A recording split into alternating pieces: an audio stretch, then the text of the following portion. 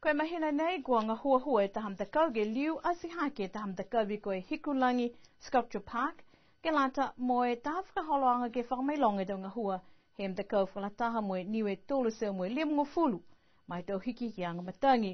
Koe whanua nei ne ko whakatū he tau taha hiwa ono ke maanga ko liku ko manako foki ke whakaonga ke tau whakatata ke lata moe tau tangata e waewa mai ke motu.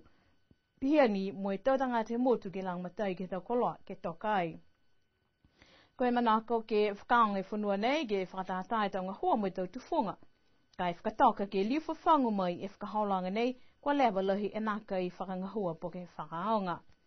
Tō hawhangi e whanua nei ki haho hongofulu he mahina ke hongofulu aki ko ke topa, mai tau wawhi moe hongofulu, ke mai ki tō tangata ke watu moe kise atu, mai ki fōki ke lang matai ke tālanga whalu, a tau koloa ke whakatata ke whanua ia, ke whakaulu ke tau whiawhia festivalo ke tau kahau.